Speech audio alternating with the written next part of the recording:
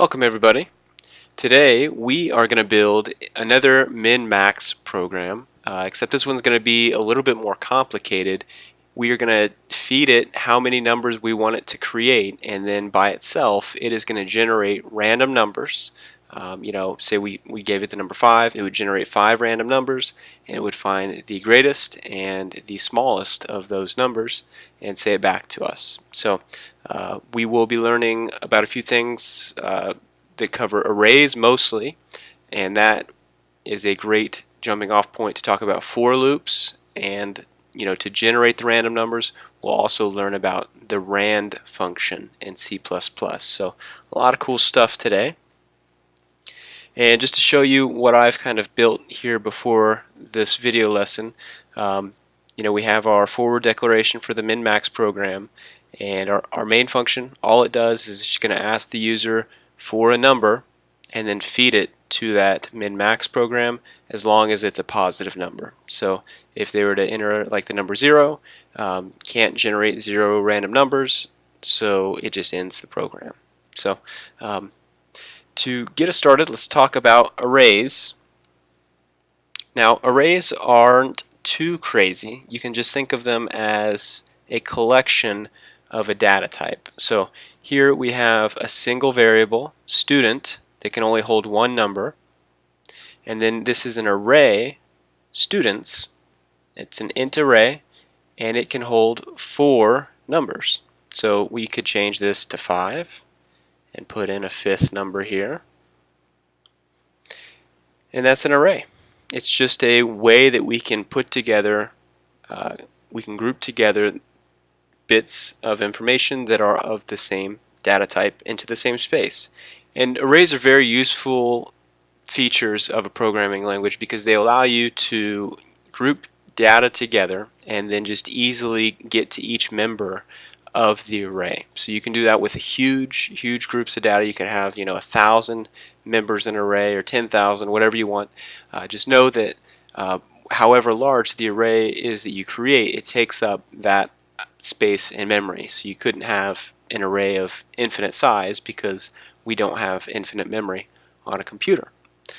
This is the way in C++ to define an array. You could also say, for instance, you didn't know, so you only knew the first number of the array that you wanted to set.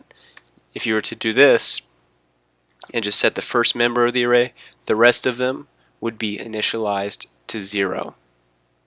So the array would look something like this. You would have 1, 0, 0, 0, 0. Now, with arrays, people tend to get a little mixed up on how to access members of arrays. So let us build out our example array from before. So we have 5 members in this array. If we want to get to the first member, let me do this here, put it underneath. If we want to get to the first member, that is in array position 0. Probably thinking, it's, why isn't it number 1? Well, the reason why is because of how computer memory is laid out. So the student's variable is a pointer to a spot in memory, and then all of these here, so we would have students 0,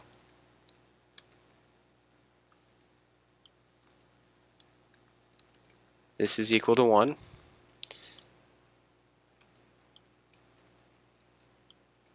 This one would be equal to member 2 here, and so on. So in memory, students is a pointer to a spot in memory, and then 0 is the distance from where students is. So it is no distance when you're at the beginning of the array because that's where students begins. So it's students plus 0 to get to the first member, students plus 1 to get to the second member, which is 2, students plus 2 to get to the third member, and so on.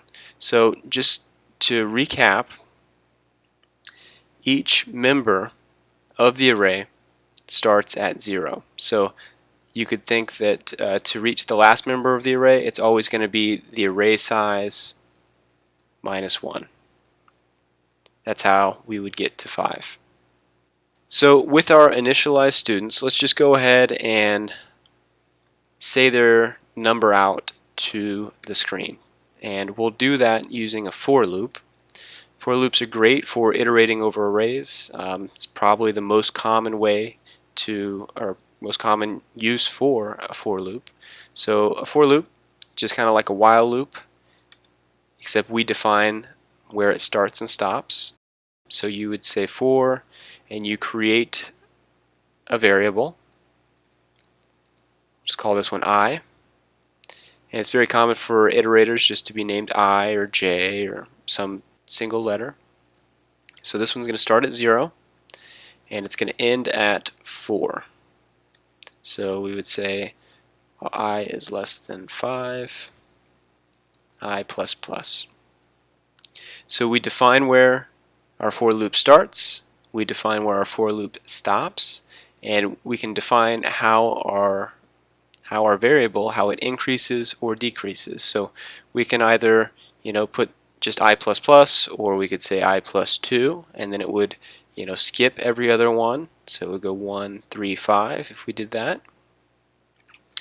Or we could even, do a minus minus if we wanted, and we'd have an infinite loop where it would just go from 0 to negative infinity, and it would never, or it would always be less than 5.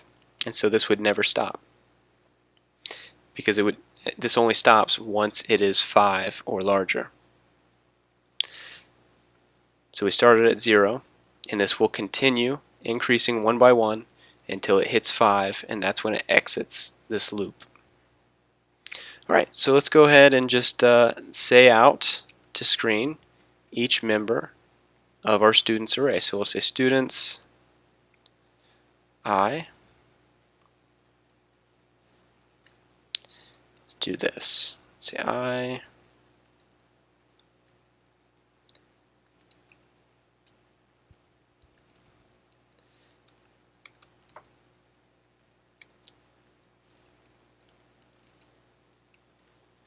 Okay, so what I'm doing here is I'm going to print to screen the position. So the position is going to be 0 through 4, and then we're going to print out the number that is in that position. So this is to hopefully help with the confusion of that 0 indexing, so you can see that the member of the first position is always 0. So just think what you're used to. You're used to this being 1, 2, 3, 4, 5. First position, second position, third position. It's always just minus 1, what you're used to in normal counting rules, okay? Easy way to remember that. So let us go ahead and just call our function here.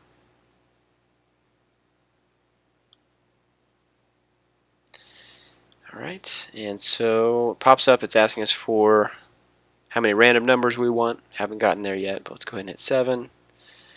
And then we got into our array, and let me just pull that up again so we can take a look at it.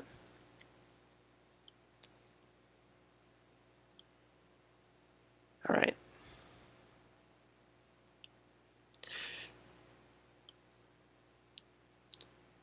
Alright, so after we called our program, we got into the min-max function here, and we've created our array.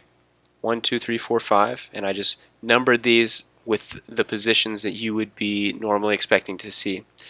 And then I actually put their real positions here, printed them out so you could see those next to the numbers themselves. So the actual position again of number 1 here is position 0, and on through the end of the array. So I am going to split the video here, and in the next one we are going to flesh out the rest of our min-max program. We'll generate some random numbers, and then we will find the minimum and maximum number in the range that we create. For deeper learning on C++, visit us at makethingswithcpp.com, and be sure to like and subscribe.